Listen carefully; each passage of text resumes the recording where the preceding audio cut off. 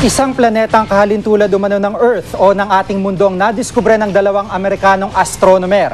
Pero mas malaki raw ito sa Earth at nakaposisyon sa gitna ng Goldilocks Zone o yung rehiyon sa kalawakan na posible umanong may mabuhay. Ang bagong planeta ay hindi raw gaanong malapit o malayo sa sarili nitong bituin at posible raw na may tubig. Pero aabutin pa raw ng ilang henerasyon bago ito marating ng tao at mapatunayan kung meron ng buhay sa nadiskubreng bagong planeta. Isang nurse na nag-volunteer na maglingkod sa Maguindanao ang nabiktima ng gang rape. 6 na suspect ang arestado. Ang krimen, mariing kinondena ng iba't ibang grupo na katutok si Mark Zambrano. We consider this as violation of human rights. Now, I hear some talks, maybe she was inviting, maybe she was drinking with them. I said, whatever she was doing, it gives no one the right to violate her. Mariing kinundena ng Philippine Nurses Association Incorporated ang naganap na gang rape sa isang 22 anyos na nurse sa South UP, Maguindanao noong Sabado. Ang biktima ay miyembro ng NARS o Nurses Assigned in Rural Services, isang volunteer health and government initiative na nag-uudyok sa mga bagong nurse na maglingkod sa mga mahihirap na komunidad sa bansa. Ayon sa mga inisyal na investigasyon, nasa videoke ang biktima kasama ang mga kaibigan nang lumabas ito para sumagot ng isang tawag. Pero di na siya nakabalik. Nang makita sa isang bakanting lote ang biktima, duguan ito, walang malay at halos hubot-hubad. Batay sa ulat, may senyales na tinangka pa itong sakalin at sira daw ang kanyang muka dahil binagsakan ng malaking bato. Nakuha sa crime scene ng mga kahoy na pinangpalo sa biktima, mga tsinelas, short pants ito at ang kanyang saplot. Pangamba ng Philippine Nurses Association, maaring magdulot ito ng takot sa mga nagbabalak pa lang na pumasok sa nursing sa bansa. If you see this kind of an example, you would fear going out, diba? And maybe our nurses who are young and idealistic will dare go, but I'm sure their parents will not want that. So then we will not get many nurses who will want to continue doing this. Pati sa Cotabato at Maguindanao, mariing kinundena ang nangyaring krimen. Isang walk for justice ang ginanap sa Cotabato City noong Setyembre 28. Nagtipon ang mga miyembro ng medical organizations at nurses at iba pang cause-oriented groups. Naging emosyonal si Dr. Tahir Sulaik, chief ng Maguindanao Health Office. Balak nilang i-pull out ang halos 138 nurse na kasama sa NARS program bilang protesta sa krimen. Hindi po nag-iisa ang biktima.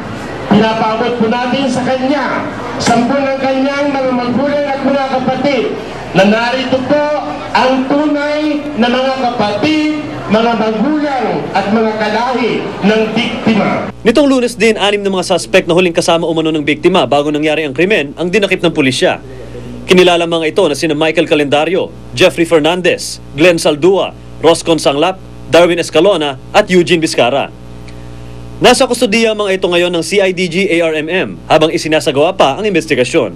Samantala bumuo na ng task force na uusig sa mga misala sa krimen. Sa ngayon nagkaulirat na umano ang biktima matapos ilang oras itong nawala ng malay. Pero bakas pa din daw ang labis sa trauma tulad ng pagkatakot kung nakakita ng lalaki. Mark Zambrano, nakatutok, 24 oras. Pinalibutan ng mga nakabalandrang pampasaherong AUV at van ang Trinoma Mall dito sa Quezon City kaninang umaga. Protesta ito ng mga driver laban sa pagpapasara sa ginagamit nilang terminal. Nakatutok si Micaela Papa. Mahigit 500 FX at Orvans ang ibinalandra sa paligid ng Trinoma kaninang umaga bilang protesta sa biglaang pagsasara ng kanilang EDSA terminal sa tabi ng nasabing mall. Ayon sa alyansa ng mga asosasyon sa transportasyon, kagabi lang daw iniabot ang closure order sa 2 transport groups na nagto-terminal doon. It is owned by the government. So, how come nasasabihin nila itong pinipilahan namin ngayon is pag-aari nila? Hinala ng mga tsuper, isinara ang terminal para sapilitan silang lumipat sa terminal na pinagawa ng mall. 15,000 pesos umano kada buwan ang singil dito. Kaya kanina maging ang entrance at exit sa transport terminal ng mall hinarangan ng mga nagproprotestang driver. Nais kasi nilang mahikayat ang mga FX at urban driver dito na sumama sa kanilang protesta. Bakit taong bayar pahirapan nyo? Sir, dito lang kami sir. Nakasarado na nga lang para sa Trinoma sir eh. Kung hindi kami pinasarado, hindi naman kami magkakalimot. Wala naman problema eh. Paliwanag naman ng pamunuan ng Trinoma, paso na mula pa noong September 13 ang kasunduan ng mall at MMDA na gawing terminal ang bahaging ito. Kaya nagpatayo sila ng sariling terminal kung saan mayroong permit mula sa local government. Nag-alok pa umano sila ng lote na maaring alternate terminal. Subalit tinanggihan ito ng mga driver dahil masyado na raw ito malayo sa mga pasahero. Ang gusto lang namin mangyari ngayon, buksan tong terminal namin, ibigay yung para sa amin mga driver na bumabiyahe dito sa MRT station na to. Micaela Papa, nakatutok, 24 oras. Susunod!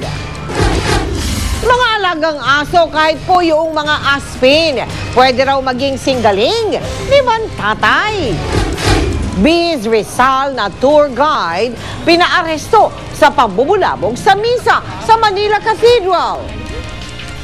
At pag-eksena ni Britney Spears sa Glee, isa sa mga pinaka-pinanood na episode ng TV musical. Susunod na yan dito sa 24 oras.